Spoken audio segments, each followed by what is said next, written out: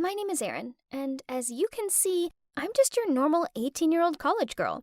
But my friends who know me well know that I'm not a girly girl.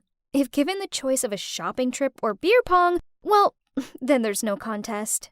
All through high school, I was known as the prank queen. One time, this girl teased me about my sneakers, so I put a real-life spider in her lunchbox. She totally freaked out. It was so funny. Another time, my teacher gave me a totally unjust C on my essay, so when she wasn't looking, I placed her coffee mug upside down. As soon as she picked up the mug, coffee spilled all over the table and her clothes. I ended up with a week's worth of detention for that, but it was so worth it. So, yeah, even though I was out of high school now, my mischievous nature wasn't going anywhere. I didn't even feel like I needed to change or be more mature because my life was still going perfect. I always had my longtime boyfriend Zach and my bestie Jace on my side. We went to the same college together. Me and Jace even moved out to live independently. Trust me, college life was worth 12 years of waiting. I'm a sociable and active girl, while Zach is pretty handsome and great at sports, so we soon became a popular and beloved couple at college. We were even given prom king and prom queen crowns for freshmen. I could see people admired us any time we were together. It was like our love was a typical relationship that they always wished for. Only I knew that deep down inside, Zach's feelings for me were changing. We seemed to argue all the time, and at the root of it was the fact that I wasn't gentle like most other girls. Ugh. He used to see me as the most interesting and attractive girl in the world. What happened? Once, he took me to a party to celebrate his basketball team's win. We cheered a lot, and at a point I was so excited that I jumped on the table and drank wine with the boys.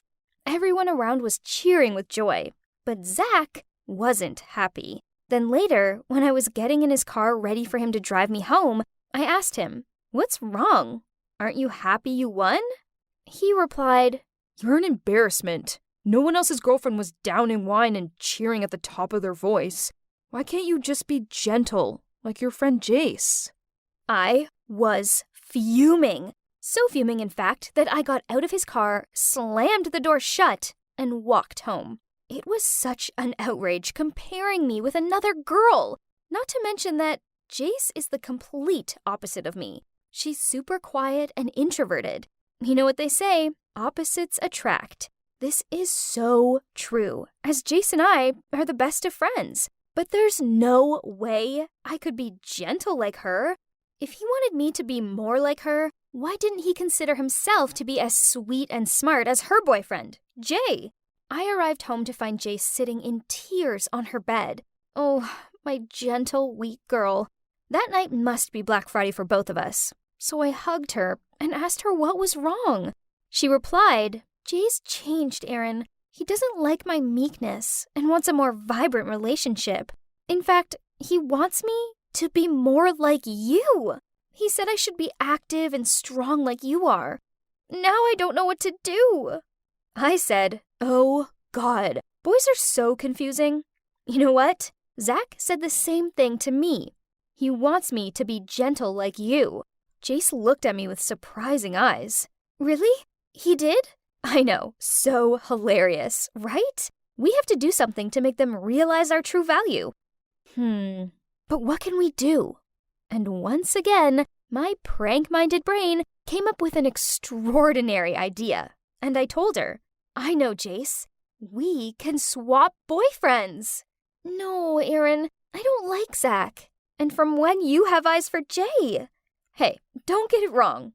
I just want my Zach. So here's the plan. We will annoy our boyfriends so they won't want to hang out with us for a few days. Then we'll take this time to strike and flirt with each other's boyfriends. Then, just when they thought they're getting close to us, we'll be super annoying. Then they'll realize just how amazing their actual girlfriends are. Talk about an amazing plan, huh? I mean, what could possibly go wrong? Jace was hesitant at first, but she eventually came up with my prank. As usual, our boys would soon come back as their old selves. I put my part of the plan into action by asking Zach over to watch the new episode of his favorite show on Netflix. Then, during the show, I ate popcorn really loudly, then continued to make comments and laugh while he was trying to concentrate. Eventually, he snapped and said, "Are you crazy? I'm trying to watch this." I replied, "What? You can't stand me anymore or something?" We argued a little bit, then he said, "You know what? You're annoying. Why can't you be nice, delicate, and gentle for just a moment?" Then he stormed out of the room and left. I immediately texted Jace. Mission completed. As for Jace, she went out with Jay. But whenever he asked her what she wanted to do or eat, etc., she replied, "Whatever," to everything. It soon drove him crazy because he didn't know what to do to please her. That was classic. When Jace kept shaking her head when he gave her options for what to eat, he got furious and drove her straight home. OMG, I couldn't stop laughing. So the first step was successful. Next, we needed to approach each other's boyfriends. A couple of days later, I found an excuse to meet Jay.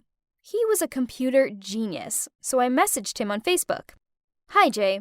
You know a lot about computers, right? Can you help me, as my laptop won't connect to the Wi-Fi and I have an assignment due?" Then he replied, Sure. Just take a picture of it and send it over." So I replied, "Can I bring it to your place? You gotta help me. I don't know what to do." Well then, of course, he said yes. So I wore a cute outfit and went over there.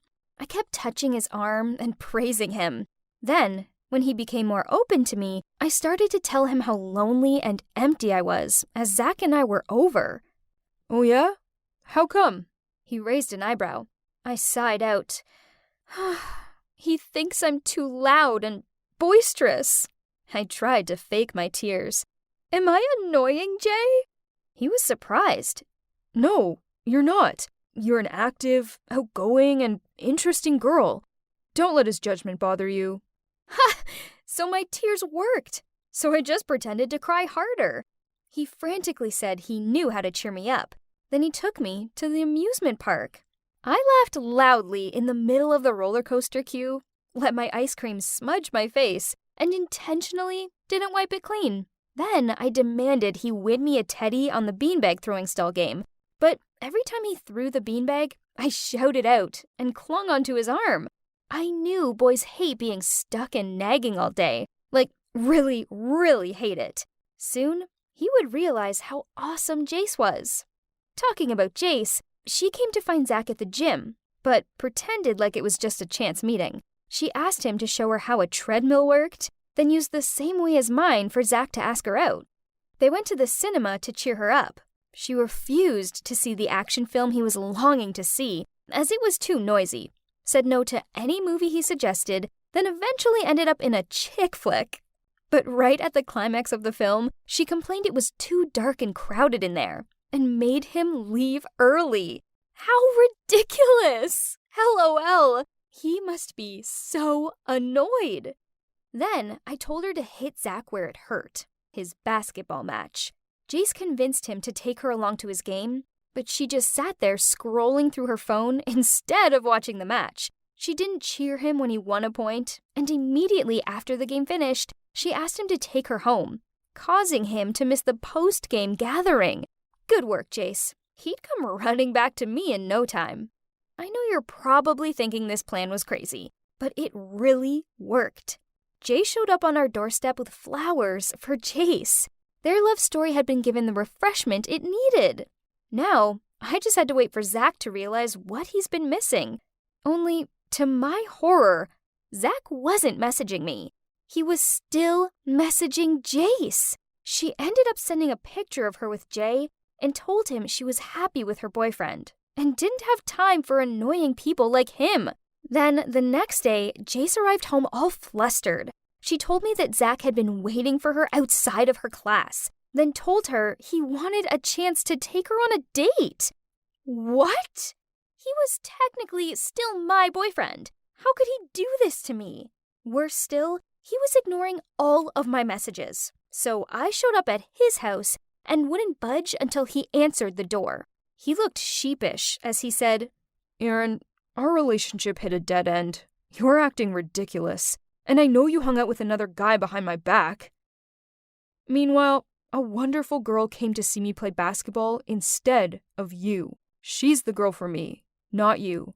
At this point, I had to say the truth. Zach, you don't know what you're talking about right now. Listen, it was all just a setup so you could see what you were missing. It's worked for Jace. Her relationship is stronger than ever. And to my surprise, he replied, I know. I overheard you discussing it with Jace in the library. At first, I found you so cute because you were trying to save our love, and I just wanted to please you, so I pretended not to know. But then, I realized something. I don't love you anymore. Instead, I love Jace, and thinking about it, I guess I have for a while. She's like a little, arrogant cat that I want to pamper and take care of. You know, I've always liked cats. What? She's not even arrogant. She only acted that way as part of the plan, I shouted. I don't care. All I know is I love her, not you. Ugh! I can't believe it. What have I done? Because of my stupid prank, I've lost my boyfriend to my best friend. What am I meant to do now? Hey, it's me, Erin again. I'm here to tell you the concluding part of my story. So, I came up with a genius idea to swap boyfriends with my bestie, Jace, and mess things up to make our current boyfriends appreciate us more. Only my plan backfired massively when my boyfriend Zach decided he loved Jace, not me. Standing on Zach's doorstep having him tell me he didn't love me anymore was so humiliating, especially as a bunch of college kids were hanging out nearby and could hear everything. I yelled at him. We've been together for 3 years. Doesn't that mean anything to you? He replied, I know, and we've had some great times together, but we've grown apart. Besides, I know Jace loves me too. Geez, Zach, she doesn't. It was all part of the plan. Nah, before all that, she told me she was tired of Jay, and she really loves me, but she couldn't do that to you, or to Jay. What? Unbelievable! I made this plan work for her, but all along, she'd been playing me and my boyfriend. She'd ruined my relationship behind my back and been fake to me all this time? Now she was playing happily ever after with Jay while my boyfriend was pining after her.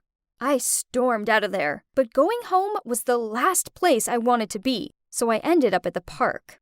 I sat there thinking things through. I couldn't just leave things like this. Both Zach and Jay needed to know about Jace's true face. Fueled by my anger and humiliation, I rushed off to find Jay. Then I told him everything. He looked completely shocked as I told him how the plan backfired, as now Jace has feelings for Zach and was just using him. I expected him to get upset or something, but instead, he just looked angry and shouted at me. Erin, you're such a bad friend. I've always loved Jace, and I know she loves me too. Stop trying to wreck other people's happiness because your own love life sucks. I stood there speechless, then watched as he walked off. OMG. That did not go as expected. Is that all people thought of me? That I was some bitter, jealous jerk? All I tried to do was save Jace and Jay's relationship, and it worked, didn't it? But now, I didn't know what was going on anymore. Sighing, I realized that I was wrong to confront Jay without talking to Jace first. For all I knew, Zach could have been lying. I mean, the guy was completely delusional. It just hurt so much that he didn't love me anymore. Instead, he loved my best friend. As much as this sucked, I knew I was wrong to blame Jace for this before hearing her out. Maybe Jay was right. I was a bad friend. I wanted to find Jace, but Jay must have got to her first, as she was never in our room anymore. Then a friend of ours told me Jace had moved back home. OMG, she'd moved out and not even told me. I tried catching up with her after classes, but she avoided me at all costs. Ugh, this sucked. I'd had enough of this. So one day, I stopped her at the classroom door and said, "We need to talk." She tried to walk away, so I grabbed her arm.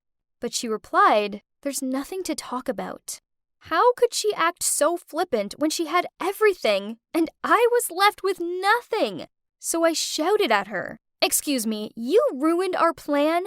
Now you have everything. You have your boyfriend back, and my boyfriend wants you, not me. Not only do they both now hate me, but you moved out without even telling me. Like an ending for our friendship? I know I didn't handle things that well, and I'm sorry for that. But I was hurting, Jace. And you've been the worst. So stop being so selfish and fix it up." Everyone was gawping at us, and Jace started blushing. Then she hissed at me, "Let's talk about it later. Not here." This only made me angrier, as I knew she had absolutely no intention of actually talking to me. Raging, I yanked back her ponytail. She yelped out, "What are you doing? Get off!" Then who should appear but Zach? Ugh! He pulled me off her, then hugged her. Then he shouted at me. When will you grow up and think about your words and behavior?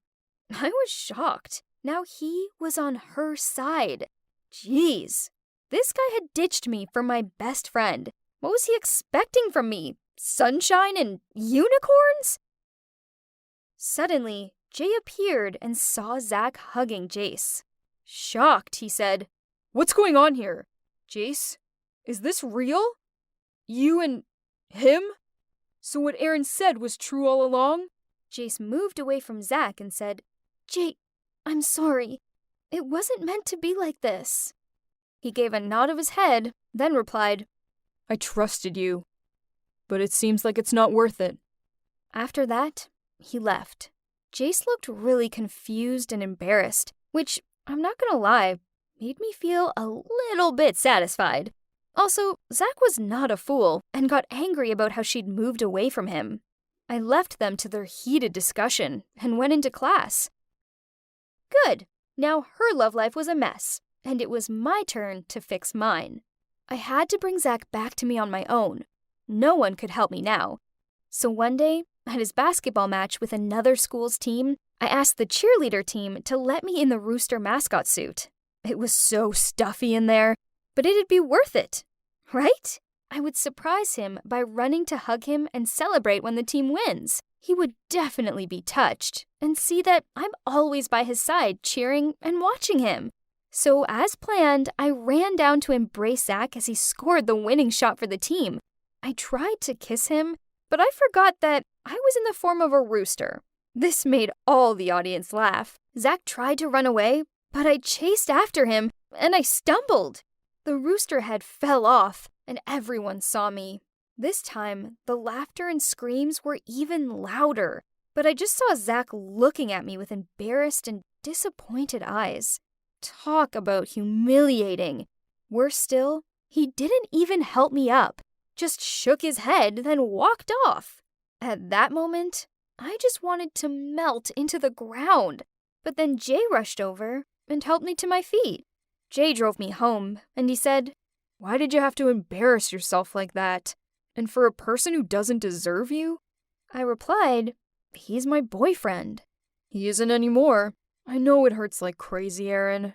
But sometimes we need to let go of things that no longer belong to us. Don't lose your self-worth for unworthy things." I looked up at him with teary eyes. "So, you don't want Jace back?" "Nah. She's made it pretty clear that she wants him, not me. And I'm not going to be second best to anyone. Besides, she lied to me, and I'm not about that." "I guess you're right," I sighed. "It just hurts so much."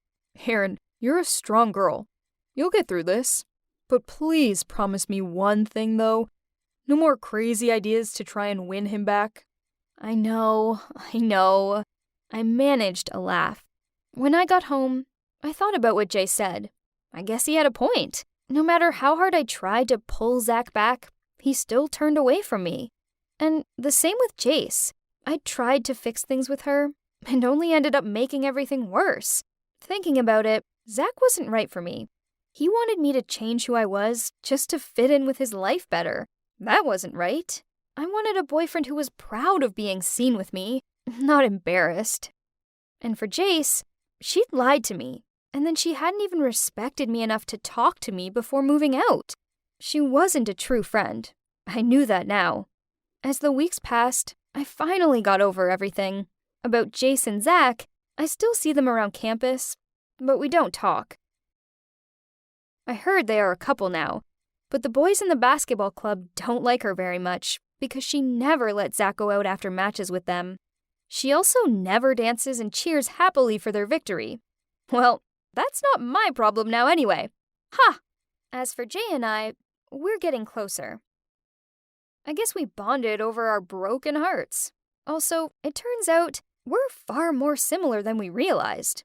We started to hang out more, and then yesterday I suggested that we should go to the amusement park.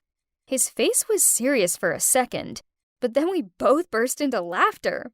I apologized to him for being ridiculous before, and he said, "Never mind. I love your positive vibes." I smiled happily and said, "Don't worry. This time I won't distract you while you're trying to win me a teddy." Then we both laughed. We're not officially a couple yet, but I can feel something between us. But there's no rush. I'm living in the moment, and it's pretty darn great. And now, if you'll excuse me, I have an amusement park to get to. Only 3 more steps to go. 3, 2, 1. Sophie! Oh man. Busted. Okay. So, it's because today at school, I persuaded a friend to test out my skateboard. But come on. How was I supposed to know she'd end up breaking her leg? Oops. I called your dad, and he's arranging your school transfer. What? Ugh! Is anyone else's mom way over the top like mine? My dad's away on business trips a lot, so the majority of the time it's just me and her. But we're basically chalk and cheese. Everything I do seems to annoy her. Skateboarding or partying, even breathing, I suppose. Geez, doesn't she remember what being young was like? Or was she born this boring? Then whenever something happens, she always rings Dad and snitches on me. Ugh! Speak of the devil. Oh, hi, Dad. Sophie, it's all sorted. You're transferring to Kings West High School next week. But Dad, I don't want to move schools. You brought it onto yourself, young lady. I have an old friend teaching there. I've told her to keep an eye on you. So, you better behave yourself. Poof! He thought he could scare me? As if. I ain't afraid of some cranky teacher. So comes my first day at this place, and this teacher, friend of Dad's, Miss Janet Clark, wouldn't quit gawping at me, and she kept on calling on me to answer her stupid questions. No thanks. Ugh. I needed to liven this boring class up. So when the teacher briefly left the room, I immediately put Vaseline on the cap of her water bottle. It was so funny watching her failing to open it and ended up with a smudged hand. Then when she asked the class who was responsible, I grinned as I raised my hand. Another time, I put an air horn on her chair leg, so as soon as she sat down, there was an ear-splitting sound. It's as if she just farted. Impressive. How do you think up such crazy pranks? You're even better than me. Huh? I froze for a few seconds. Who was this handsome boy, and why hadn't I noticed him before? Turns out he's Dylan, and like me, he's prone to getting in trouble. We were talking to each other passionately when I felt a hand pat on my shoulder. It was Miss Clark. She led me into the corridor, and I expected her to shout at me, but surprisingly, she didn't get angry or anything. Instead, she asked if I was having a hard time. How odd. The next morning, I was about to enter the classroom when some popular girls stopped me. Who are you trying to impress? Better know your place, newbie. She's just another plain Jane. What are you worried about, Rebecca? There's no way Dylan likes her. Stay away from Dylan, else. Excuse me? This snooty girl just messed with the wrong person. And that's how we ended up pulling each other's hair until I managed to get a hold of her wrist and was about to give her a taste of my shoulder throw. Then Miss Clark intervened. The so-called queen bee quickly fled the scene. Then Miss Clark led me out to the schoolyard for a walk. She told me that this girl Rebecca was Dylan's ex-girlfriend. Oh, how pathetic. Our Becky has a crush on her ex. Then Miss Clark continued asking if I really felt okay, as she thought there must be some reason behind my rebellious behaviors. Just like that, my emotions got the better of me, and I blurted out how I hated moving schools, and the only good thing about this new place was Dylan. And could you believe it? She actually gave me some flirting tips to impress Dylan, and also told me to text her if I had any problems. Maybe I'd been wrong about Miss Clark. She was actually pretty cool, and I started talking to her pretty often. Then one day, I arrived home to see my bedroom door was ajar. I peeked inside and spotted Mom on my bed, iPad in hand, reading my diary on it. Mom, seriously, can you please give me some privacy? Sophie, what's this about a downhill skating event? Do you want to die? It's none of your business. Ugh, Mom was so controlling. She wouldn't let me wear the clothes I wanted or even fangirl over the idols I liked. Feeling so wronged, I called Miss Clark to let out this frustration. She was so understanding, saying how adults sometimes make mistakes too, and my mom was in the wrong this time. Then said I should sign up for the skating event, as I was young and therefore I should fight for my dreams. I wish Mom understood me like you do. You must be a wonderful mom. Your children are so lucky. She fell silent for a moment, then told me that as much as she wanted to be a mother, but she was divorced and had no kid. Adopt me then. I'd rather be your daughter than my mom's. Then she gently smiled at me. Thanks to Miss Clark, my stuffy home life felt a bit better. While at school, thanks to her matchmaking, Dylan and I were now a couple. Yay! Rebecca thus gave me dirty looks all the time in class. But tough luck, sweetie. And our 1-month anniversary finally arrived. Today, Dylan's taking me out for sushi. Yum! But I'd only had one bite when a familiar figure rushed over. My mom glared at Dylan, then dragged me home. Don't you ever talk to that awful boy again! You hear me? That kind of troublemaker is nothing but a bad influence. Cut ties with him ASAP. This was insane. But thankfully, Dylan overlooked my mom's craziness, and we continued dating secretly. But then one morning, I texted and called Dylan a bunch of times, but there was no reply. Was something wrong? We just had the best date last night, but now, nothing. I rushed to school, searching for Dylan, worriedly asking everyone if they had heard anything from him, when Rebecca suddenly approached me. Dylan could have died thanks to you. Seems like you and your crazy mom are cut from the same cloth. Okay, so turns out that after Dylan dropped me off after our date, he ended up in an accident. Luckily, he wasn't hurt too bad, but he was convinced someone had tampered with his brakes while he made a quick stop at the 7-Eleven near my house. And, yep, that must have been my mom, since he also saw her leave the store. How could she do that? She's ruined my life! Dylan broke up with me right after that. No way was I staying anywhere near her, so I packed a bag and fled to the one place I felt safe. And here I am, at Miss Clark's house. Peace and quiet at last. Oh, what's this? She looked so pretty when she was young. I turned a few more pages, then... Why does this man resemble my dad? Then I saw a scribble. Janet, Bob, forever. Huh? It was my dad. So she wasn't just his old friend. She was his ex. A thought suddenly popped into my head. Could she be my real mom? Maybe Dad let me transfer to her school so we would be reunited. Oof, forgive me. I must have watched too many TV dramas. But honestly, how amazing would it be if she was my mom?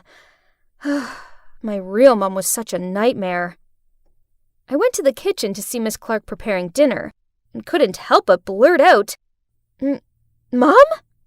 She got extremely emotional, then pulled me in for a warm embrace and called me her daughter. Suddenly the phone rang. It was Dad. He told me to go home immediately or he'd stop my allowance. Miss Clark told me not to be worried and just go.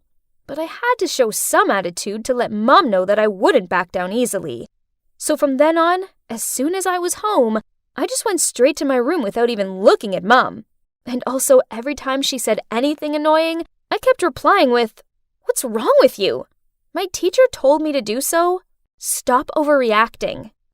And you know what happened next? Yep, Mom called Dad. Again. I reported it to Miss Clark, as usual, and she told me that if I wanted Dad to stop listening to Mom, I had to tell him she was having an affair. What? Wasn't that too much? Did Miss Clark still have feelings for my dad? Was she only being nice to me so she could worm her way back into his life? After that, I didn't talk to her as much, and tried to avoid her at school, just to be safe. But then one day after lessons, I found her waiting by my locker, looking all glum. She told me it was her birthday, but like every other time, she had no one to celebrate it with. If only you'd be by my side this year, my daughter. So I agreed to go for dinner with her, and then for convenience, I made reservations at Mom's restaurant. Maybe this wasn't such a bad idea. I mean, Miss Clark might be able to talk some sense into her, right? They could even actually get on. But as soon as Miss Clark walked in, Mom's face dropped. "Janet, what are you doing here? Our restaurant is fully booked. Please leave." The two argued back and forth for a while, and I couldn't stand it anymore. "Why are you so rude, Mom? She's my teacher." Mom then stormed off in a rage while Miss Clark and I just ignored her and carried on with our birthday plan. But as she was eating the baked lobster dish, she suddenly turned a funny color, then threw up. We took her to the emergency room, and the doctor said this was down to Ipecac, a vomit-inducing medicine. Who else is to blame? How could my mom be so cruel? "Sophie, I'm fine. I'm sure your mom meant no harm." Mom looked furious and rushed over to Miss Clark. I had to pull her back, and then I told her she didn't deserve to be my mom. She was speechless and burst into tears. But it was too late. I announced I would move out of the house and stay with Miss Clark instead. So I went home and packed straight away, then left. But Mom wouldn't quit following me that whole week. It's super annoying. So Miss Clark came up with a new idea. We should move somewhere where Mom wouldn't find us. Huh? Was it a bit too sudden? But this was the only way I could be rid of my freaky mom. So we moved to a little house in the suburbs. Miss Clark took good care of me and completed all of my school transfer procedures. The first few days were so much fun. We had a really good time together. However, I started to notice odd little things, such as she fed me pizza every single day. Pizza and pizza only. She also insisted I wear these worn old clothes and called me Dumpling? What a weird nickname. At first I just wondered why she did that, but then it started to bug me, so I asked her to stop. To my surprise, she started crying. Looks like I was stuck with this awful nickname. Things at home seemed off, and the new school was just as terrible. From the very first day, I again became the target of the mean girls. But one day, as they tried to stop me passing them, one of their faces suddenly turned pale. Huh? Isn't that Alice's gross old shirt? Alice who? You know, Alice. The Dumpling. She wore the exact same shirt with the word smart printed on it. I remember this vividly as I used to laugh at how brazen of that stupid girl for wearing a shirt saying smart. My God, even the trace of my cigarette butt on its flap? It's still there? But she's dead. Then they all looked at each other in fear and ran away. Huh? Chills ran down my spine. I didn't know who this Alice was, and I didn't want to. The only thing I knew was I needed to get out of this place immediately. So I rushed home to pack my things before Miss Clark got back from work, but it was too late. Dumpling? Where are you going? You have to stay with Mommy. Then she quickly locked the door, dragged me inside, and started acting like a psychopath. Eat up, my dumpling. Why are you so sad? It's seafood pizza, your favorite. I'm sorry I didn't let you eat it before, but now you can have it all you want. I'll buy this for you every day. Panicked, I didn't know how to hold out against this insane woman when someone kicked in the door. It was Dylan, followed by my parents. Sophie, here you are, our baby. Oh, thank good God. I pushed Janet away and ran straight to them. But how did they find me? I decided to look into the case of my broken brake again, as a few days after the accident, I came back to that 7-Eleven, and a cashier asked me if my mum came home safely the other day, as she saw a woman claiming to be my mum struggling by my motorcycle, saying there's some problem with it. That sounded way too fishy, so I asked to check the store's CCTV footage. And the culprit was not your mum as we all thought, but her. Huh? Why? She helped matchmake us. Why would she want to harm you? I don't know. Maybe she wants everyone to misunderstand and blame your mother. Luckily, our phones have still been sharing locations ever since we were dating, so I found you in time. Many thanks to you, Dylan. My father angrily looked at Miss Clark. Janet, things between us ended decades ago. Please get a hold of yourself. Poof! How ridiculous! Who do you think you are to assume this is about you? Dumpling is mine. She's my daughter, and she's staying with me. She broke down crying, and then admitted it all. From damaging Dylan's motorbike to putting Emenic medicine in her own food to fool people. I've tried everything. I can't believe it. How could a gentle person like her do such things? After the truth was revealed, everything gradually got back on track. I went back home, but still, my mind constantly wandering back to her and why she did it. Until one day, I came home from school and was surprised to see that woman sitting on the couch in our living room having a coffee with Mom. To be honest, I was a bit frightened at the sight of her, but she didn't look as unstable as before. It turned out that she'd just returned from a psychotherapy unit. She'd been suffering from her mental health since Alice, her daughter, passed away. Alice, aka Dumpling, was a stubborn teenager, just like me, and due to the strictness of her mum, she once left home in a temper and never came back, as she got in a terrible car accident that night. So, as soon as Miss Clark saw me, she subconsciously wanted to turn me into her daughter to fix her past mistakes. Sophie, I'm truly sorry for the pain I caused you. I let my grief consume me, and as a result, I refused to accept how dark a place I was in. Teenagers are complicated, but please try to be more open-minded and show them love the correct way. Sophie's a good kid, and I don't want you making the same mistakes I did. And so everything ended in a good way. Although my mom and I still sometimes argue, now we both know how to control it. I also learned to share things with her so that we became closer. And now, when she calls Dad, it's no longer to snitch on me, but it's to talk about how our days went. By the way, I don't have to go on secret dates anymore either.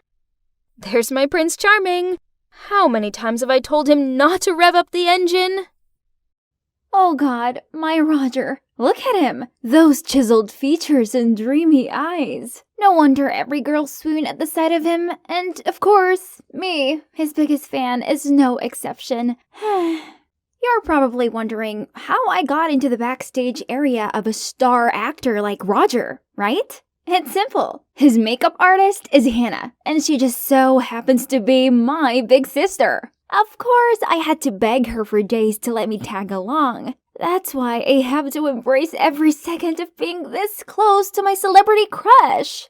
Hey, are you taking pictures of me? Oh no, busted. I was stammering, trying to come up with some excuse when to my surprise, Roger lifted my phone and took a selfie. Here you go, baby girl. Next time, just ask. Oh my, there's no denying that Roger is boyfriend material. The girls from my class will definitely be turning green once they know this. Oh, you want some orange juice? No problem, Roger. Just call me your own personal genie. Then I rushed around to find some OJ and hurried backstage to give it to him. But too late, his other fangirls had beat me to it. There were enough juices for him to drink all year round now. Sadly, I turned around to leave, but accidentally bumped into someone. Holy moly, it's Roger! He smiled at me and looked down at the cup of fresh orange juice in my hands. May I borrow your OJ? This is my number if you need it. What does this mean? Have I, an ordinary girl, caught the eye of the hottest guy on the planet? Ouch! This is clearly not a dream. For the rest of the evening, I tried composing the perfect message to him. Ugh, why was it so hard? I must have typed and deleted it at least 100 times. Oh no! I just pressed the send button by accident. Before I could remove that message, he already replied. That's it. There's no turning back now. I tried to calm myself down and went with the flow, which then led us to hours of long conversation. And soon, we were talking every day. One day, out of the blue, he said he wanted us to have a private date. Does that mean our relationship has moved on to the next level?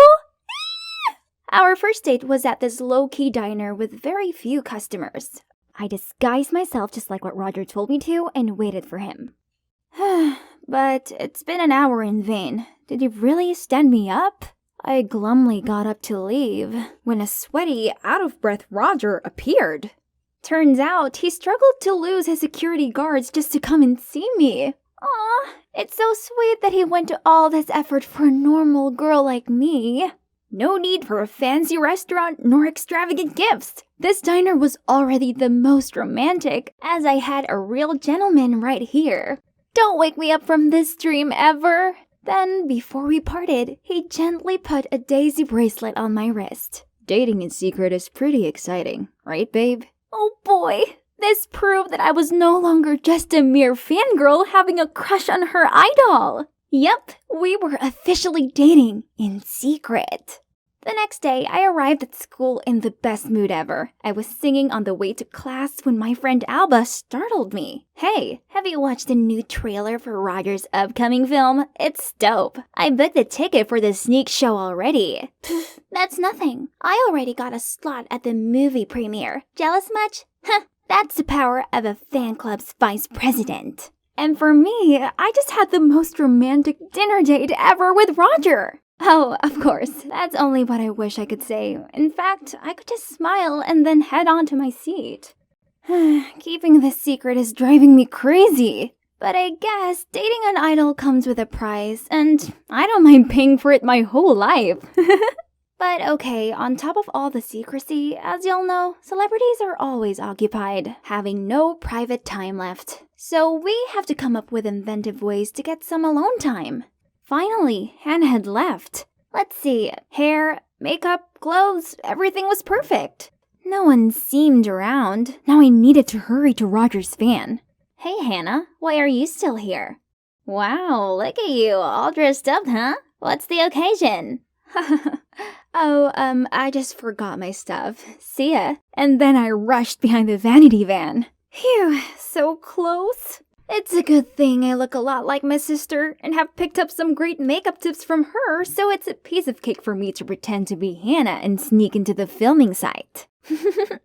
Let me see if you're my adorable Harper. While praising my excellent disguise, Roger suddenly went silent. Then he turned into a completely different person. His attitude changed. He pushed me away, poured his coffee onto his shoes, and started yelling at me. What on earth are you doing? Do you know how much these cost? Clean them!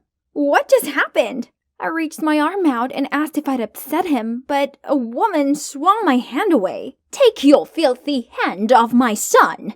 Oh, it's Roger's mom, Mrs. Walker, the chairwoman of the film production company, known by the entire industry for being a bossy lady who always caused others difficulties. Worse still, the buzzing sound outside also started growing louder. Oh no, I better not cause any trouble here. So I kept my gaze at the ground and frantically apologized. Suddenly, a hand grabbed my arm and pulled me away. It was Danielle, Roger's manager. Don't be bothered too much if he acted a little off. He was just too stressed from work. I'm Roger's older sister, by the way. We were super close, so I understand him better than anyone. OMG, I didn't know he had an older sister. But I know about you. Every time he sees you, his eyes fill with happiness. It's kinda obvious. You don't have to say anything. I'll keep your love story a secret. It turned out that Danielle knew everything and didn't say a word because she knew it would embarrass us. After that, she drove me home and we exchanged numbers. Roger wasn't being very responsive, so it was nice having Danielle to talk to, as she was very supportive of our relationship and kept me up to date with the schedule. A whole week has passed since that day with no reply from Roger. Nothing. Not a single phone call. I also texted his new phone number that Danielle gave me, but still zilch. Sometimes I don't know if I really have a boyfriend or not. I just want to experience what other couples have. Stop wasting your time fantasizing about a guy far out of your league. It's so tragic, especially now he has a girlfriend. He's totally betrayed us. What did she just say? Girlfriend? I hurriedly went online and saw a photo of Roger and Jessica, a hot singer, looking cozy backstage. So he was ghosting me to be with her? My heart felt like it was going to burst into flames. I immediately texted Danielle and she replied straight back, complaining that she was also having a headache with Jess's dirty PR tricks to promote her new album. Oh, phew. So it's just a silly rumor. What a relief. Besides, for the past few days, Roger hadn't contacted me at all because he'd been busy filming a new movie in Paris. He would be back soon and he was gonna hold a small meet and greet downtown. Danielle suggested I should show up and surprise him, and she even cleared up Roger's schedule that day so we could go on a date after the event. Wonderful, Danielle! That day, I went to the meet and greet and disguised myself so perfectly that Roger wouldn't recognize me. He would be so surprised to see me here. To be honest, I don't like my man doing all those kinds of air kisses or hugs with fans, but, well, that's his job, and I should be understanding. Besides, I used to fall for these sweet gestures as a fan too. Roger, are any of these dating rumors true? Well, I just thought, I'm better off focusing on my work and you guys. You're my true supporters, unlike all the girls out there who only approach me for fame and money. What does he mean? So he just sees me as one of those cloud-chasing girls out there? I seemed to be out of breath among the excited howls of his fans, and I couldn't stay here much longer. I was sobbing as I ran outside, thinking about how Roger actually thought of me, of us, all this time. Suddenly, a car stopped in front of me. It was Danielle.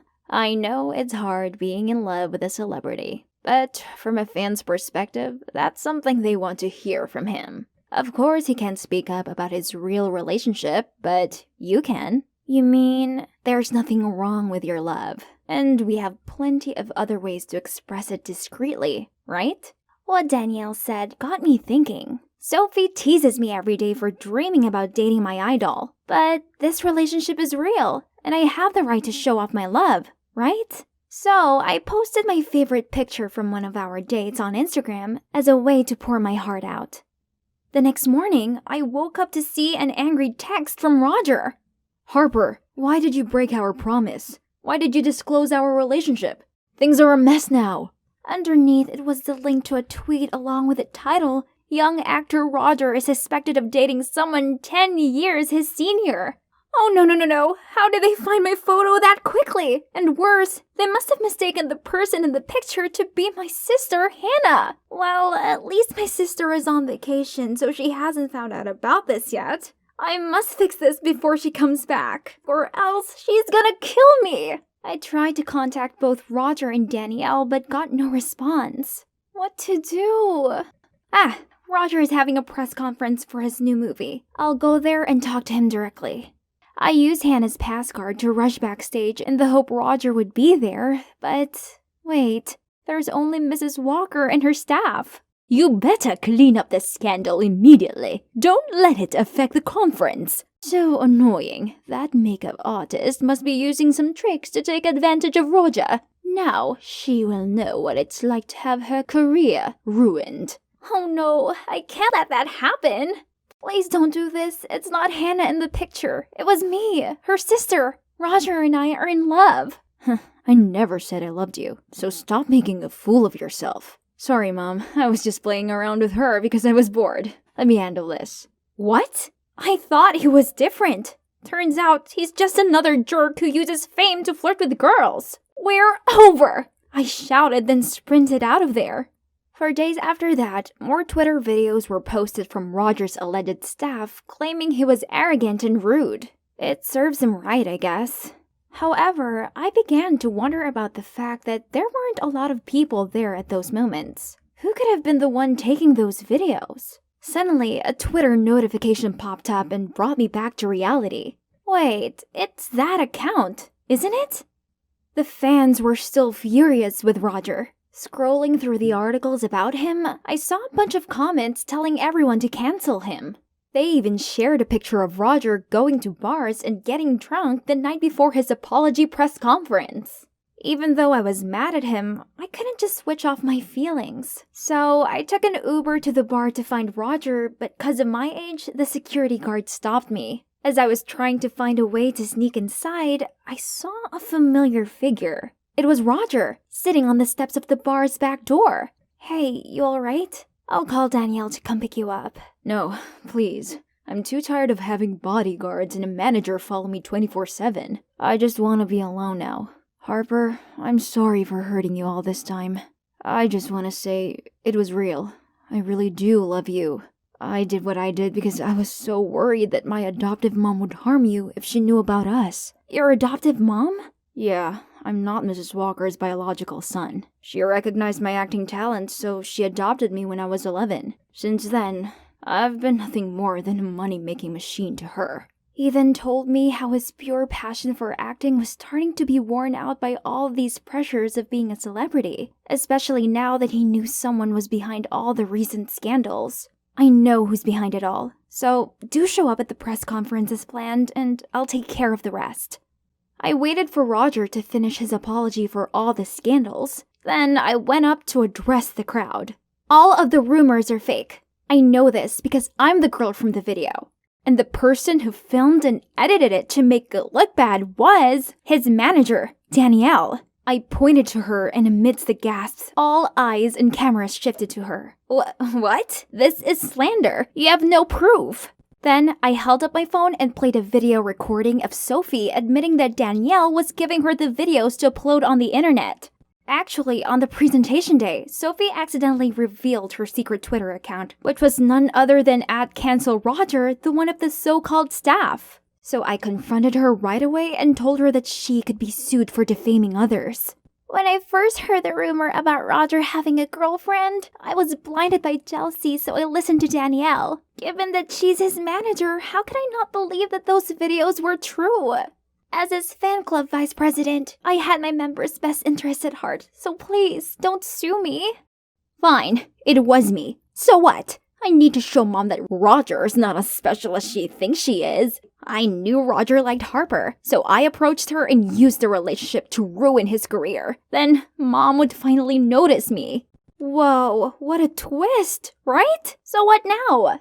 Well, Mrs. Walker and Danielle's true intentions were exposed for all to see. This cleared Roger of all the scandals, and his fans are all back together to support him again. He has a new manager now, and they have no problem with him publicly dating me.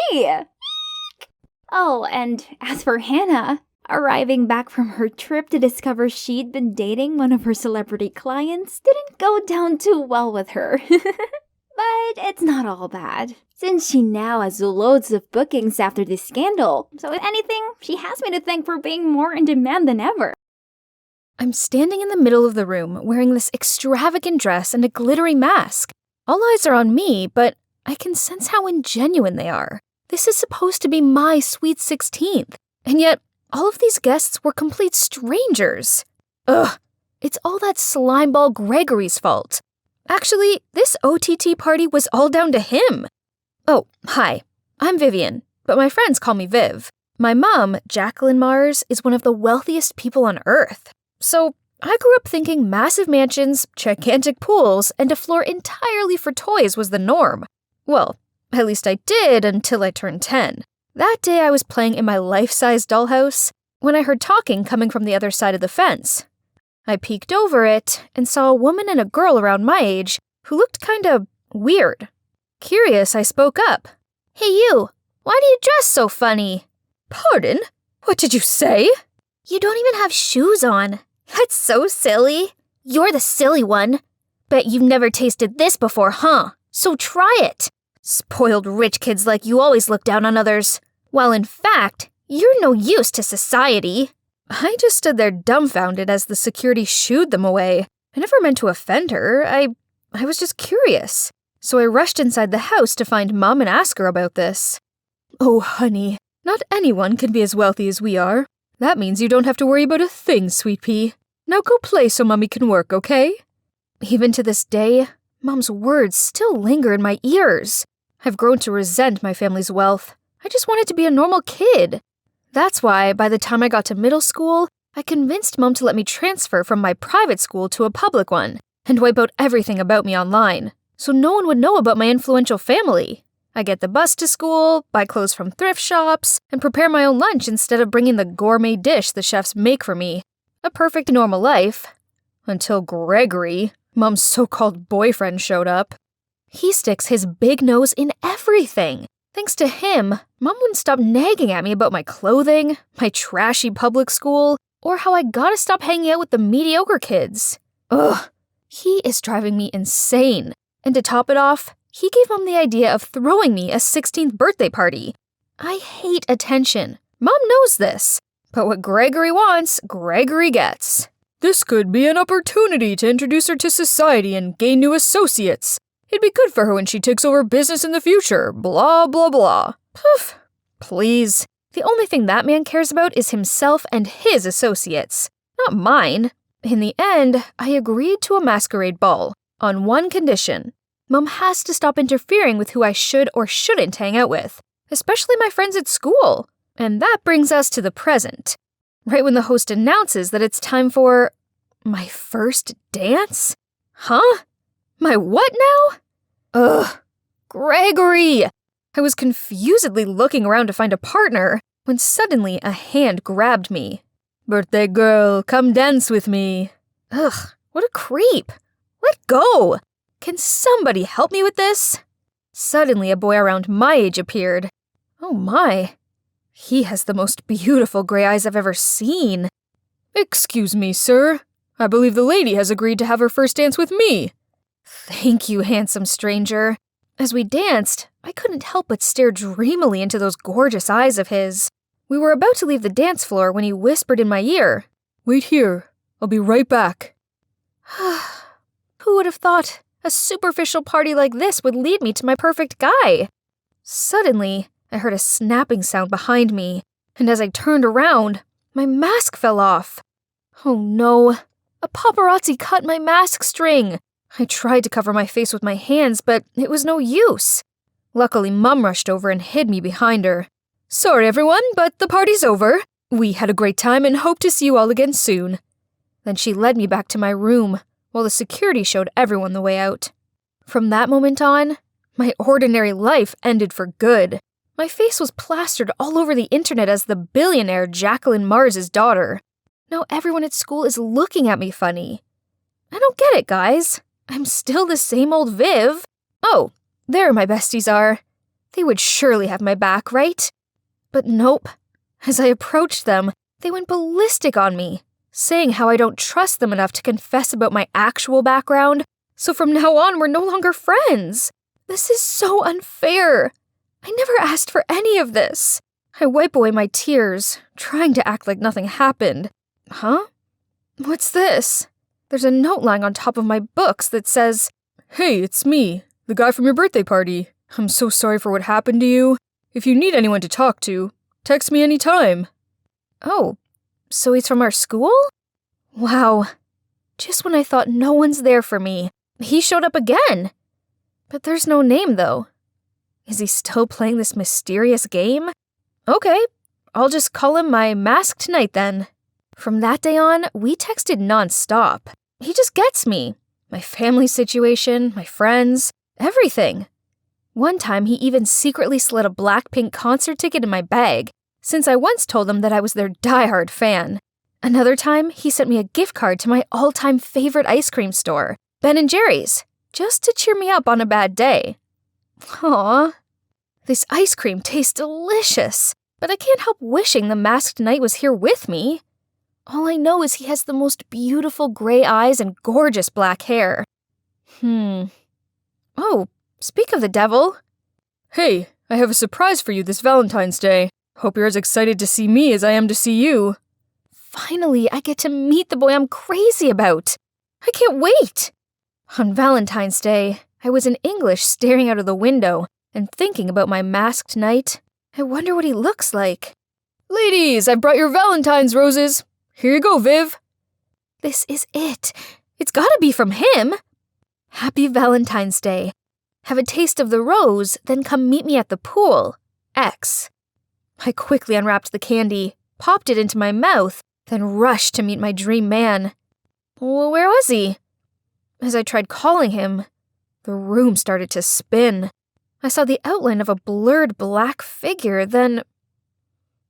Ugh. My head is killing me. Where am I? And whose hand am I holding? Hold on. Those eyes. He must be. Thank goodness you're awake. Are you the one? Who danced with you at your birthday party? In the flesh. I'm Jeremiah, by the way. I had higher hopes for our first face-to-face meeting, but oh well. Turns out, he always knew I went to the same school as him, but he was a bit intimidated by my family's influence, so he decided to get to know me via text first. He said the cops had found some sort of sleep-inducing substance in my rose candy. Before I could quiz him anymore on this, Mom barged into the room and hugged me. After making sure I was okay, she turned to Jeremiah and said, You saved my daughter. For that, I can never thank you enough. Please join us for dinner tomorrow night. Jeremiah seemed hesitant at first, but then he nodded in agreement. The dinner did not go as planned. Between Mom's blatant interrogating and Gregory's menacing looks, I could sense Jeremiah's discomfort. Then when Jeremiah asked where the restroom was, Gregory insisted on showing him. When Jeremiah returned, he seemed flustered and made his excuses to leave.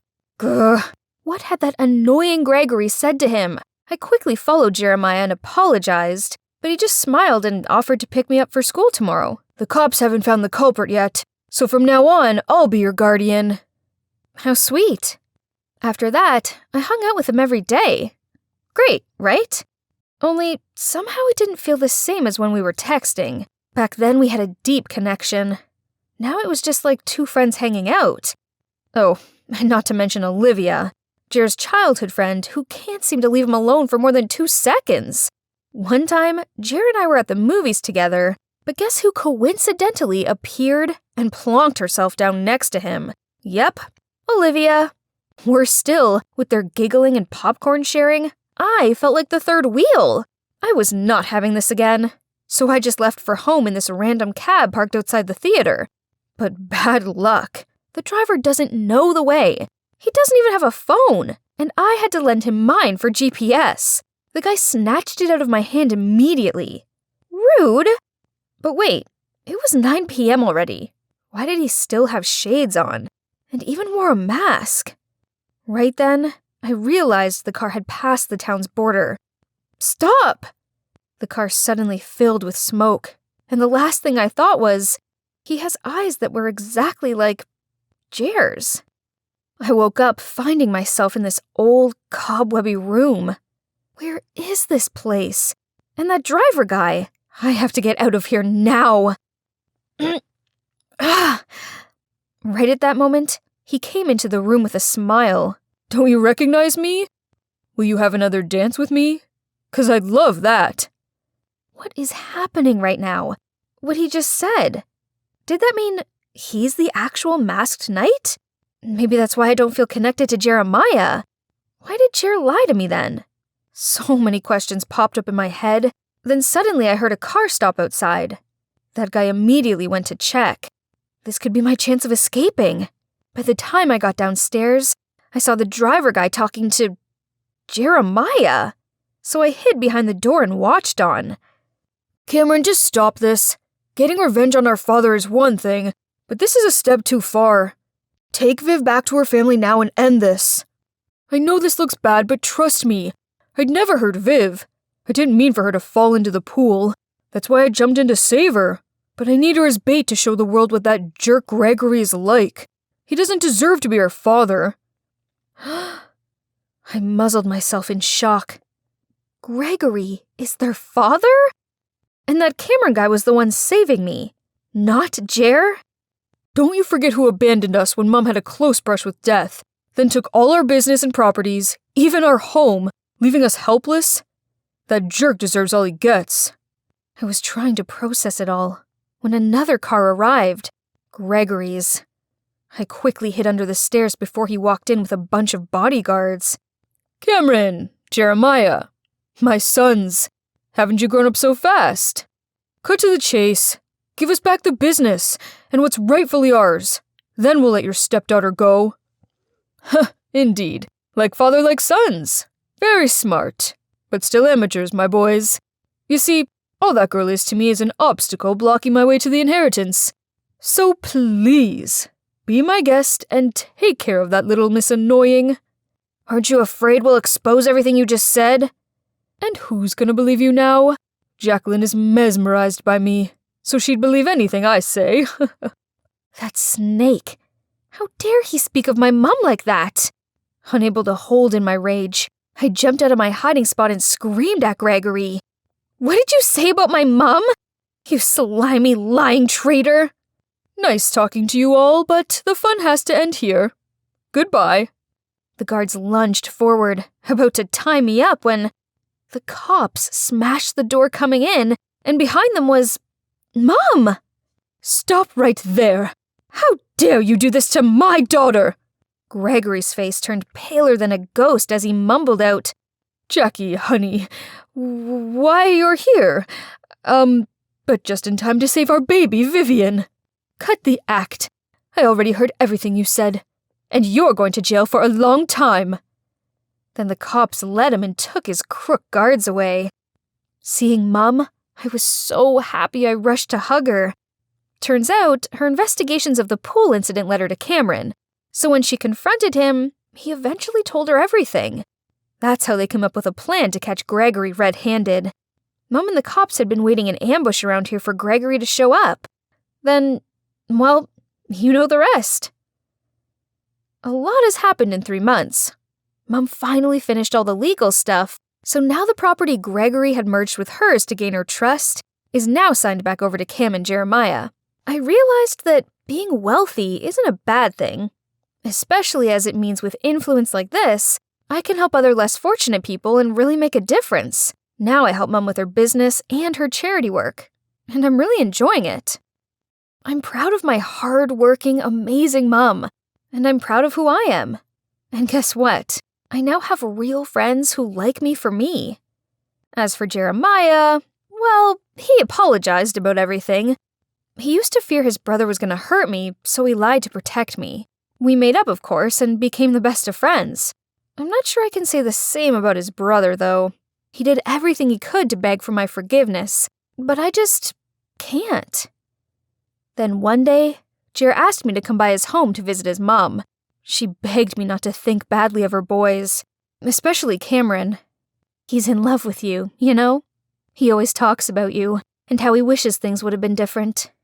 Oh boy, her words are starting to have an effect on me. When I walked out the door, I saw Cameron sitting on the porch. He turned and looked at me, and I felt my heart pound for my gray-eyed, masked knight. So, taking a deep breath, I walked over to him, just as the sun was setting.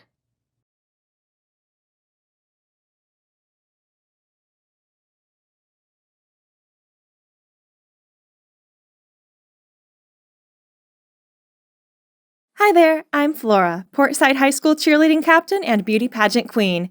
My natural beauty and charisma mean that everyone's drawn to me, but hey, I don't make it easy for them. I only allow a select few to get close to me, as I can't be seen associating with just anyone.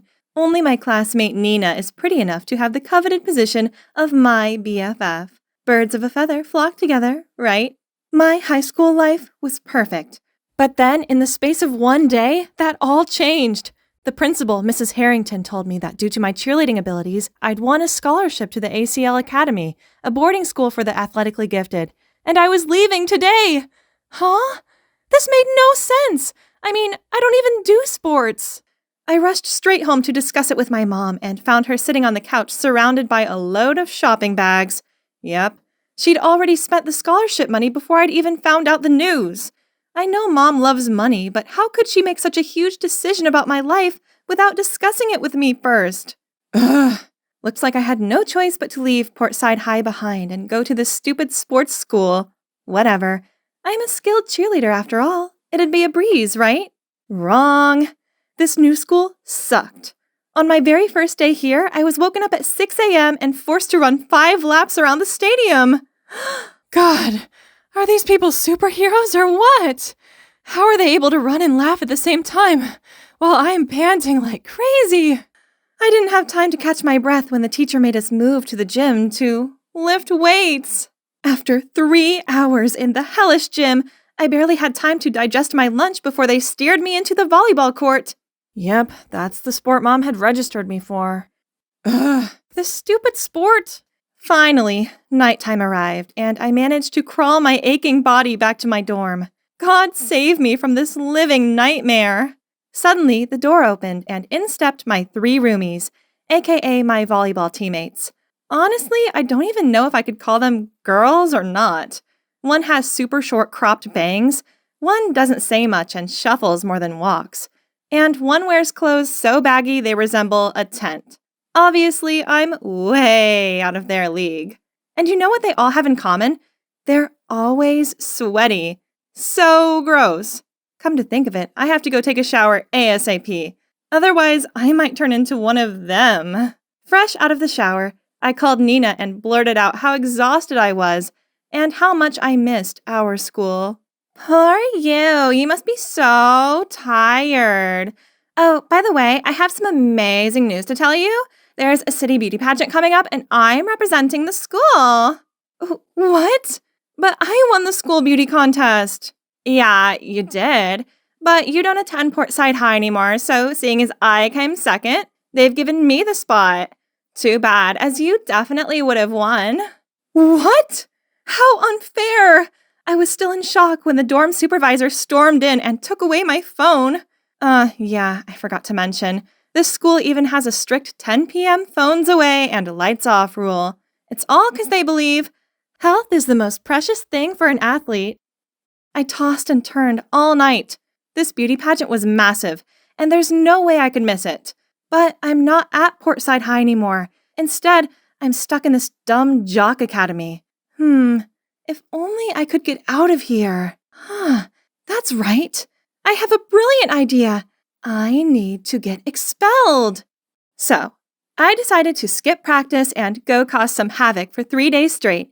I poured paint into the pool, cut off the badminton strings, deflated all of the soccer balls, and of course, I made sure that the security cameras caught it all. And as expected, the principal eventually called me into his office. Yes, this was the moment I was waiting for. Soon I could pack and get out of here. Only the rest didn't exactly go to plan. If it had not been for Mrs. Harrington. 2 laps of frog jumps around the soccer field, now! What? Frog jumps? I hate those things! Why couldn't he just kick me out already? But wait, what does Mrs. Harrington have to do with this? After my punishment, I needed to vent. So, hugging my aching thighs, I called Nina to complain about my failed plan. And she just burst out laughing. Oh, Flora, those outdated tricks were never gonna work. You have to do something bold, like... Oh my God, Nina is a genius. The next night, following Nina's instructions, I sneaked out when everyone was asleep. That's right, I'm going to wake the whole school up with these firecrackers. I lit one in the dorm's backyard, then ran to hide behind the bushes. 3, 2, 1, and silence. Huh? I went back to check and saw that it had gone out. What's wrong? Is this one broken? I tried again and again, but the same thing happened each time.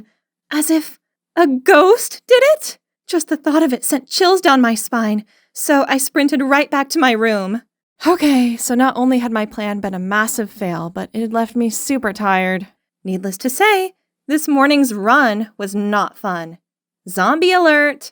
How come they look even more exhausted than me? Hey, have you guys heard about the doomed jock? He's the ghost in the dorm's backyard. Allegedly, he attended this academy years ago, and he exercised himself to death right there in the dorm's backyard.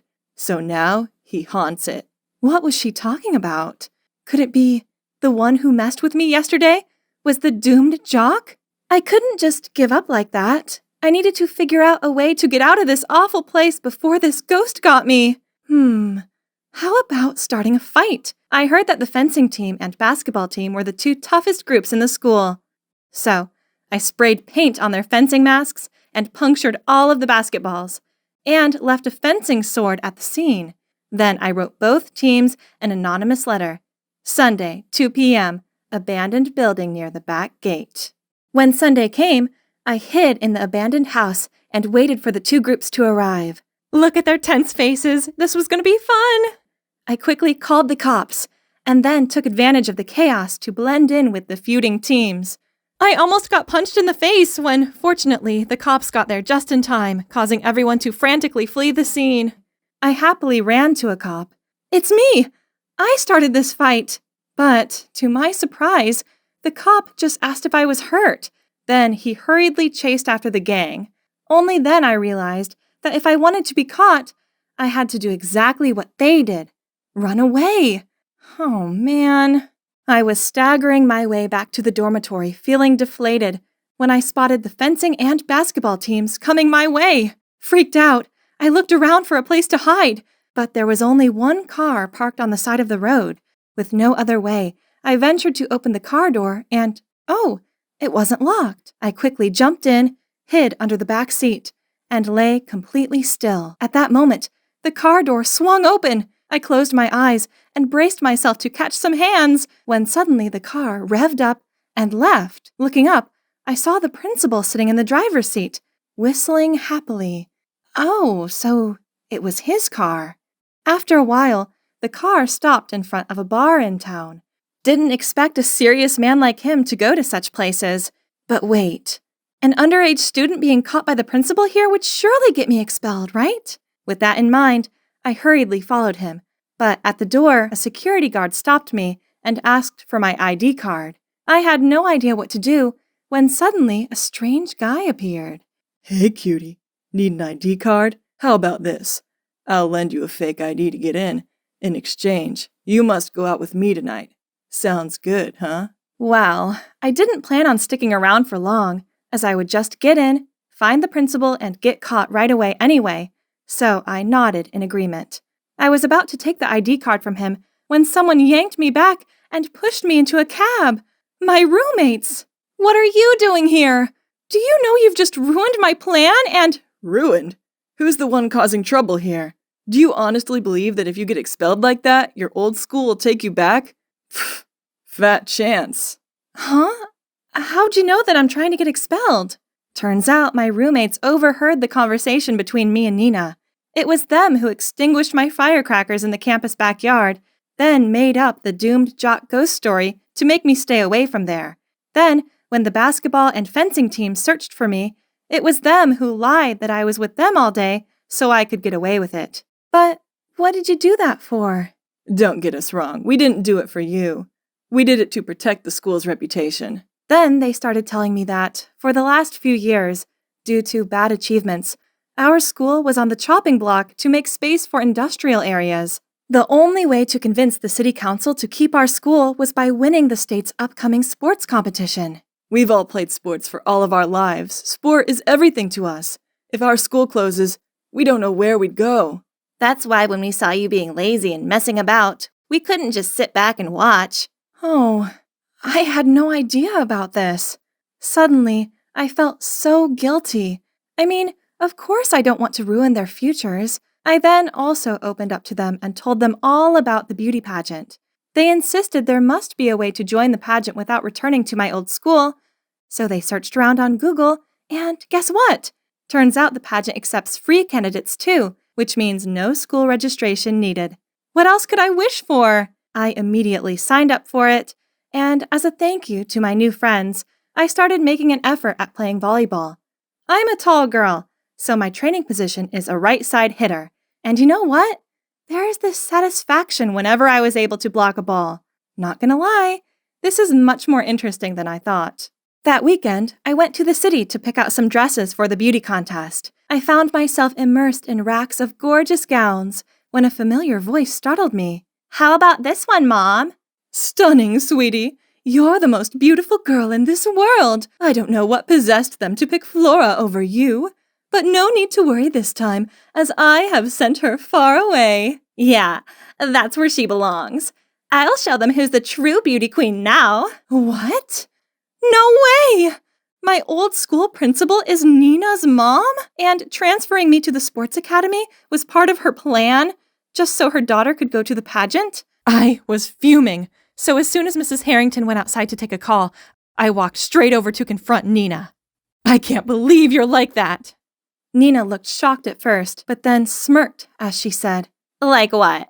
Like someone who's far prettier, more talented, and crown-worthy than you? Thanks, sporty girl." I shoved past her and stormed out of there.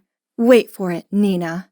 We'll soon see who the real winner is. The next few weeks were crazy busy with volleyball practice and the pageant preparations. I may have only been a reserve, but I still wanted to give it my all to motivate the team. The sports competition soon arrived, and after 2 days of competing, the fate of the school came down to the final match. Our volleyball game! Talk about intense. It sucked it was on the same day as the beauty pageant, as I would have loved to be able to cheer them on from the player bench. But then, disaster struck. The girl who plays right side hitter sprained her wrist and couldn't play. The whole team looked so worried, and that made my heart ache. There was only one thing for it. I'd replace her. If I was quick, I could still make it to the beauty pageant afterward. Come on, Flora. Stay focused. Just 1 point left, and we'd win. Suddenly, the ball came flying at me. This was it. I hit it with all my might and... Score! We won! I was busy celebrating our victory when everyone suddenly asked me about the beauty pageant. Oh my God! I almost forgot! The match went on longer than I thought it would. My friends dragged me into the taxi, but when we got there, the show was already coming to an end. And worst of all, guess who was standing there wearing the winner's crown and looking all smug? Yep, Nina. "Did you come to congratulate me? Thanks, bestie. Oh, you guys must be Flora's new friends. That figures. How cute." "Stop the act, Nina. Yes, they are my friends. They're not fake, and they're 1,000 times more interesting than you." "Say whatever you want, but I'm a beauty queen now, and you're no longer at the same level as me." My friends started clenching their fists, so I quickly pulled them away before anything happened. Right at that time, an announcement came across the speaker. "Attention, pageants. We've just discovered signs of voter fraud. Please stay inside the hall and await further confirmation." About 30 minutes later, the truth finally came out. Turns out, Nina's mom had paid for the voting texts. Needless to say, Nina had her crown taken off her immediately, and Mrs. Harrington also lost her principal job. What goes around comes around, right? As for me, I'm not bothered about beauty pageants anymore. Instead, I have a new hobby, volleyball. Turns out I'm pretty good at it, and who knows, I might even become a professional player. And you know what the best part of all this is? I now have true friends by my side who I know will be willing to help me anytime and anywhere. This school is so boring. All they do is talk nonsense and do nonsense things. Worse still, I feel like I can never escape them, as some of them live in the same neighborhood as me. But you know what the most annoying thing about my life is? That's Joy, my identical twin sister. In my parents' eyes, she's perfect. That's why she's the favorite child. Her allowance is more than mine, and she gets to attend an elite private school while I'm stuck at the most boring school ever. How unfair! With a sulky face, I walked into my room whining. I think having identical daughters means our parents forgot that there's actually 2 of us. They've never picked me up from school. Don't be absurd. They just took me to collect my dress for the school gala. A new dress for some fancy party. How terrible for you. I don't even want to go to the party. Trust a nerd like you not to appreciate what you have. If I were you, I'd make the most of every second of that elite school of yours. And if I were you, I would just enjoy my pressure-free life. We both sighed and stared into a void, thinking about our tiring lives. Then Joy suddenly turned to me. Oh my god, Jade! Do you want to be me? Go to my school, have my things, and attend the gala? What a brilliant idea! Why had we never thought of it before? I'd live her fancy life and she'd live my dull one. That's perfect! Wow, this school is enormous. I tried to keep my cool as I navigated the endless hallways in search of Joy's locker. Ah, found it. I spotted a group of girls waving me over. They must be Joy's besties. Ruth, Nora, and Nell. Unlike my boring sister, they looked very glam in their branded clothes. What a power group! Wherever we went, all eyes were on us. Students handed us snacks, saved places in the cafeteria line for us, and let us sit in the front row of the basketball match. These girls were so interesting. Bet I fit in with them way more than Joy did. Talking about Joy, she somehow loved my boring old-fashioned school. I'd never heard her chat that much in my life. About how nice my friends were, how easy all the lessons were, and how cool the school bus was. Joy's friends were so much fun, and they did cool things. For instance, they always had shopping dates and bought each other expensive gifts without question. One time, Nora, the richest girl in the group, didn't hesitate in going into Kate Spade and buying the new release handbag for Ruth. I thought this was pretty awesome of Nora. But then something happened that made me question the group dynamics. Ruth told me that she liked the red velvet cupcakes at the bakery near my house, and she asked me to buy her some. I was happy to do it, but the next day, when I brought the cupcakes and told her the price, she burst out laughing. Joy, my dear, I don't care how much they cost. That's your concern. Then she turned to Nora, showed her a picture of a cute but expensive skirt, and told her to order it for her. Hang on. Had she always been thinking it was acceptable to order us around like this? I don't understand why an innocent bookworm like my sister would hang around with this cunning clique. They don't study at all. During the test, while I was still randomly circling the answer, Ruth kept on kicking my chair and urging me to let her copy my work. And as soon as the teacher turned her back on us, she even snatched my answer sheet. Huh? What's with that attitude? I took a look around and saw both Nora and Nell were also copying another girl's paper against her will. Rude! After the test, Ruth came up to me, hissing. Have you forgotten our deal? Huh? Deal? What could it be? Well, I guess I would have to put up with Ruth for as long as I was Joy, so I could return everything to her in roughly the same condition after the gala. What I really should do now is just to enjoy this elite school life, right? So, I didn't join Ruth and her minions for lunch, but bought food from this super cool vending machine instead. They even had pizza. But the machine made these weird sounds. Ugh, I think my food was stuck. So I kicked and tapped it. But it still didn't work. You dare get into an altercation with the pizza machine? You must be starving. Oh my god. This basketball boy was the most handsome guy I'd ever seen in my life. I was too lost in his eyes to realize the dumb machine had finally delivered my lunch. This gorgeous guy then leaned towards me and my heart skipped. Oh, Cupid, I wish I was the one he picked up instead of the pizza. Here you go. Right before I could react, someone snatched the tray and pushed me aside to enter between us. Thanks, Hayden. Want to share lunch with me? Huh, excuse me? How could she steal both pizza and a boy from me? The boy took my pizza from her and said, Thanks, but I'd like to share this with this cute, starving girl instead. I'll buy the drinks. Wait, was he asking me? Then yes, 100% yes! Leaving a furious Ruth behind us, we walked to the bench table nearby. So he's Hayden, the captain of the basketball team. We talked so much about our favorite comic books and even played basketball for a bit before classes. That was my best lunch ever. After school, I was about to leave when Ruth stopped me. Didn't anyone ever tell you not to mingle with Hayden? He's not wealthy. We have high standards about who deserves to be around us. Duh! Huh? She sure seemed to swoon over him earlier, but now that he'd turned her down, she decided he wasn't worthy? This girl's mindset really didn't sit well with me. As soon as I arrived home, I told Joy everything. You should listen to Ruth. Hayden must be bad news. I don't care what Ruth thinks. How come you do? Is it 'cause of this deal you have with her? Not your business, but stay away from Hayden. I don't want to get in trouble. Ugh, these vague hints were agitating me. What was it about? But whatever the deal between Joy and Ruth was, I wasn't going to let it get in the way of my blossoming romance with Hayden.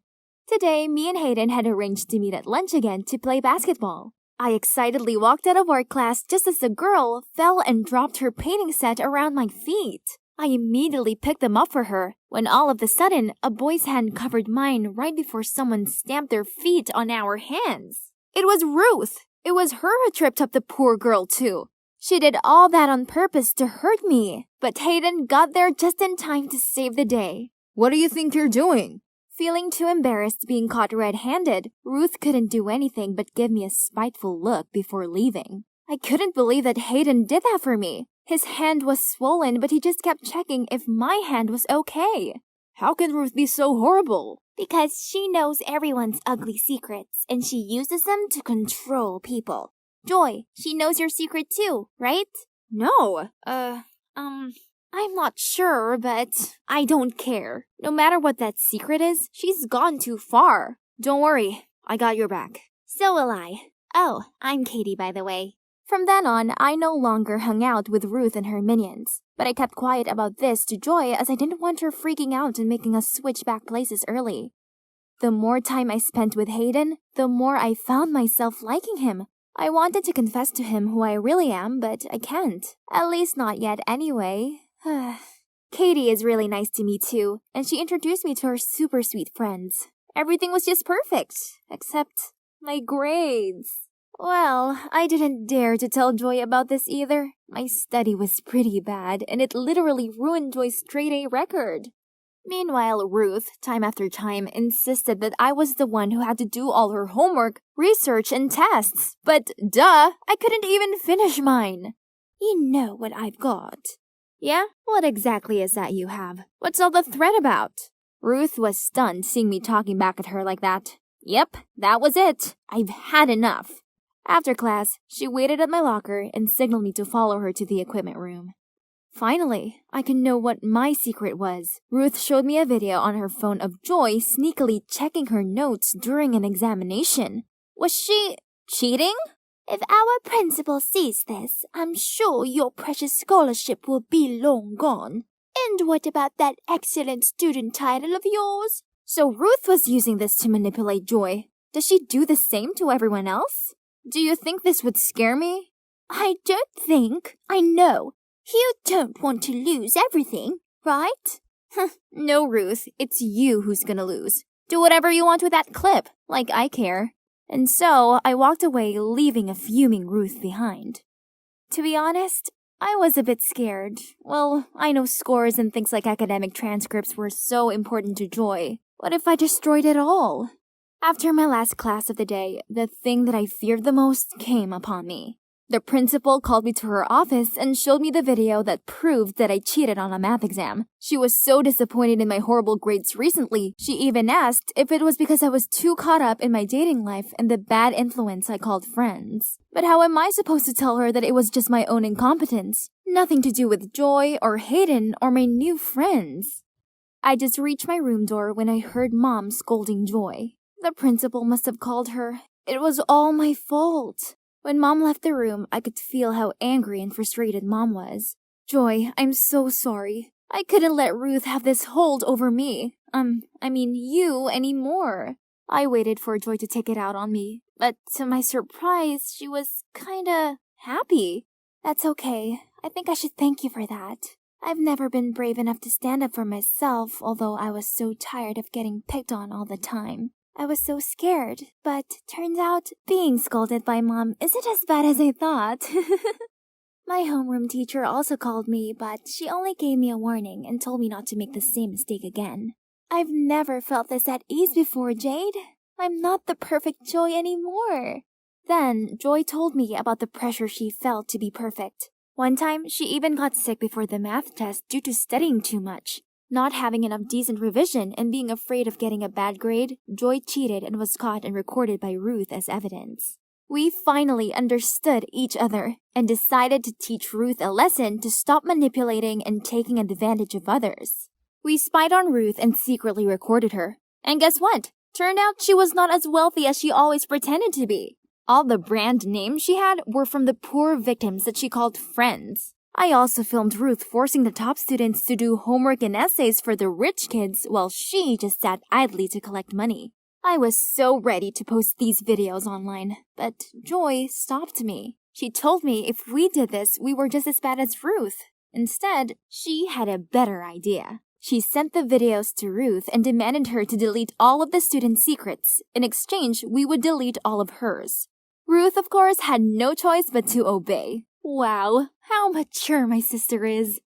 My last day in Joy's life has arrived. I'm just gonna make the most of it before I hand the reins back to my sister. Honestly, I kinda miss my normal school and my friends. But what about Hayden? Will he still want to know me when he finds out I lied to him?